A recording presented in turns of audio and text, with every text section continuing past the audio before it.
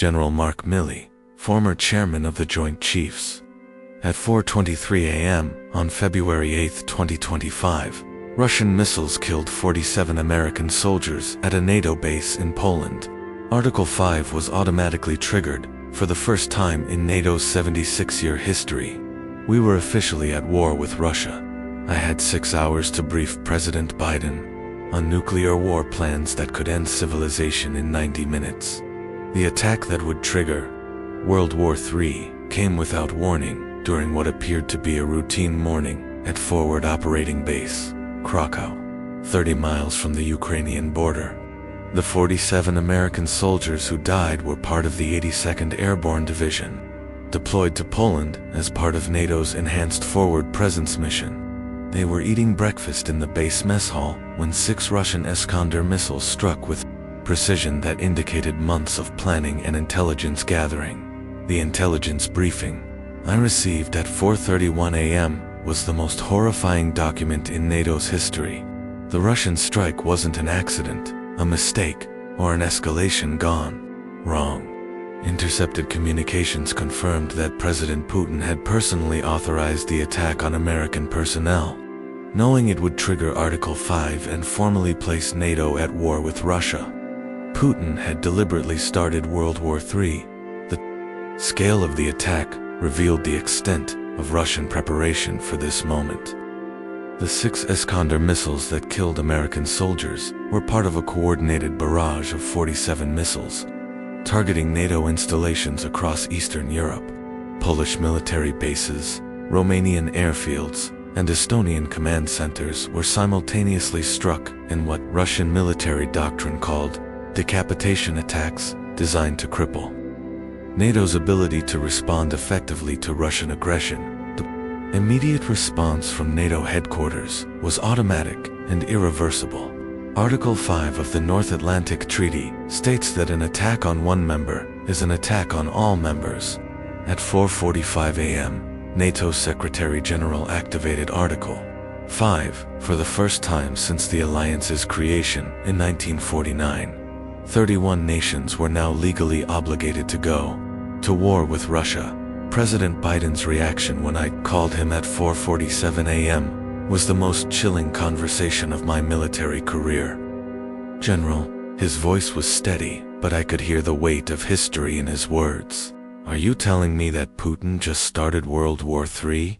When I confirmed that American soldiers had been killed in a deliberate Russian attack on NATO territory, the silence lasted 23 seconds.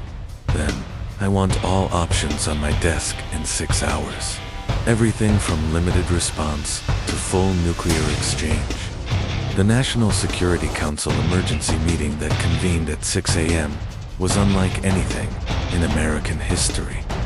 We were facing the scenario that had haunted strategic planners since 1949, direct military conflict with a nuclear superpower that possessed the capability to destroy civilization. The room was filled with officials who understood that the decisions made in the next few hours would determine whether humanity survived the next few days. The intelligence picture was both clear and terrifying. Russia had been planning this escalation for months, positioning forces for what Putin called Operation Thunder, a coordinated attack designed to present NATO with an impossible choice: accept Russian aggression or trigger nuclear war. The attack on American soldiers was calculated to force NATO into either humiliating retreat or catastrophic escalation. The operational challenge was unprecedented in military history.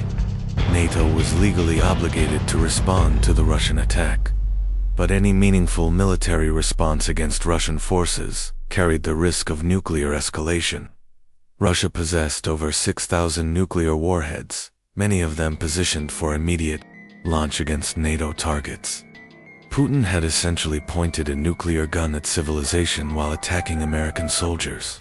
Secretary of State Blinken argued for measured diplomatic response, suggesting that economic sanctions and diplomatic isolation might satisfy Article 5 obligations without triggering nuclear war.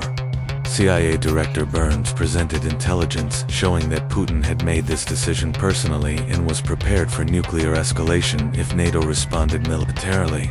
Defense Secretary Austin warned that any military response adequate to deter further Russian aggression would require capabilities that could trigger immediate Russian nuclear retaliation. The most shocking intelligence came from our sources inside the Russian military. Putin's decision to attack NATO wasn't driven by strategic objectives in Ukraine. It was driven by his belief that NATO lacked the courage to risk nuclear war for 47 dead soldiers. The Russian president was gambling that the alliance would choose survival over honor, accepting Russian aggression rather than risking nuclear holocaust. The operational planning for NATO's response required capabilities that had never been tested in combat. Option 1 was limited retaliation against Russian forces in Ukraine, demonstrating NATO resolve while avoiding escalation. Option 2 was direct strikes against Russian territory, fulfilling Article 5 obligations while risking immediate nuclear response. Option 3 was full-scale war with Russia, accepting that such a conflict would likely escalate to nuclear exchange within hours. Admiral John Richardson, Chief of Naval Operations, presented the most sobering assessment. Mr. President, any military response that satisfies our Article 5 obligations will likely trigger Russian nuclear retaliation within 24 hours. We can honor our commitments to NATO, or we can avoid nuclear war, but we probably can't do both. The breakthrough in our crisis planning came from an unexpected source. European allies, led by Polish President Andrzej Duda, were demanding immediate and massive retaliation against Russian forces. The Polish president's message was clear. If NATO does not respond to this attack, the alliance is finished. Better to die fighting than live as Russian vassals. The decision framework that emerged from 8 hours of intensive planning was designated Graduated Thunder Response, a series of escalating military actions designed to fulfill Article 5 obligations, while providing Putin opportunities to step back from nuclear brink. The plan called for systematic destruction of Russian military capabilities, beginning with forces in Ukraine and escalating to Russian territory if Putin continued aggression. President Biden's authorization came at 10:47 a.m., exactly 6 hours after the Russian attack. General Milley, he said, his voice carrying the weight of civilization. I will not allow Putin to murder American soldiers without consequences. NATO Article 5 means what it says. We are going to war with Russia. The implementation of Graduated Thunder Response began at 11:15 a.m. with the launch of 200 Tomahawk cruise missiles against Russian positions in Ukraine. The targets included command centers, supply depots, and troop concentrations, everything necessary to cripple Russian military operations without directly attacking Russian territory. The missile barrage represented the largest single military action against Russian forces since World War II. Simultaneously, NATO air assets throughout Europe began launching toward Ukraine. F-22 Raptor fighters from Germany, F-35 Lightning, 2 aircraft from Britain, and Eurofighter Typhoons from Italy converged on Ukrainian airspace with orders to engage any Russian aircraft threatening NATO forces. The skies over Eastern Europe became the most dangerous airspace in the world. The Russian response to NATO's initial retaliation was swift and devastating. At 12:33 p.m., Russian intermediate-range ballistic missiles struck NATO air bases in Germany, destroying aircraft and killing personnel. The escalation Putin had threatened was beginning exactly as our intelligence had predicted. Each side's response triggered larger responses from the other, creating an escalation spiral that led inevitably toward nuclear warfare. The first direct air combat between NATO and Russian forces occurred at 1:47 p.m., when American F-22 fighters engaged Russian Su-57 aircraft over western Ukraine. The dogfights that followed were unlike anything in modern warfare, stealth fighters armed with the most advanced missiles in the world, flown by pilots who understood that their combat could trigger nuclear war. Within 30 minutes, 6 Russian aircraft and 2 American fighters had been shot down. The ground combat that would determine the course of World War III began at 2:15 p.m., when Russian ground forces attacked NATO supply lines in eastern Poland.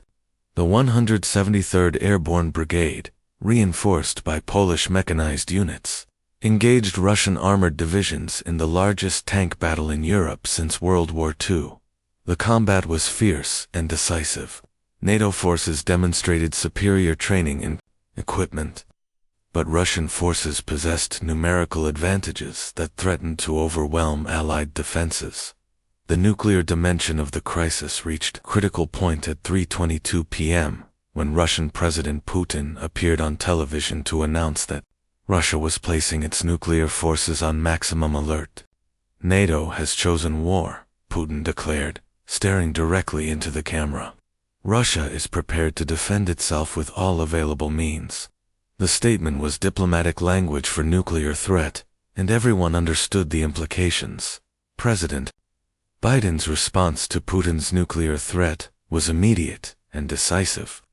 At 3:45 p.m., American nuclear forces were placed on DEFCON 2, the highest state of alert, short of imminent nuclear war. The decision meant that American nuclear weapons could be launched within 15 minutes of presidential authorization. Both superpowers were now positioned for nuclear exchange that could occur faster than either leader could prevent it. The communication that prevented immediate nuclear escalation came through the Moscow-Washington hotline at 4:17 p.m. Putin, speaking directly to President Biden, proposed a temporary ceasefire to allow diplomatic resolution of the crisis. Both leaders recognized that continued military escalation lead inevitably to nuclear warfare that would destroy civilization. The ceasefire negotiations that followed were conducted while NATO and Russian forces continued combat operations across a front that stretched from the Baltic Sea to the Black Sea. Diplomats worked frantically to establish terms that would satisfy NATO's Article 5 obligations, while providing Putin face-saving exit from confrontation he had initiated. The negotiations occurred while nuclear weapons remained on highest alert, and military commanders on both sides prepared for orders that could end human civilization. The breakthrough in ceasefire negotiations came when European allies proposed a modified Article 5 response that would satisfy NATO obligations through economic and diplomatic measures, rather than continued military action. The proposal allowed NATO to claim successful defense of alliance principles, while providing Putin opportunity to withdraw from direct confrontation with the West.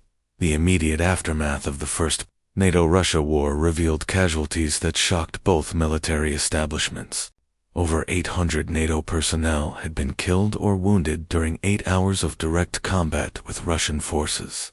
Russian losses exceeded 2,000 military personnel, including pilots, tank crews, and infantry engaged in combat across multiple fronts. The brief conflict had produced casualties comparable to major battles of modern warfare.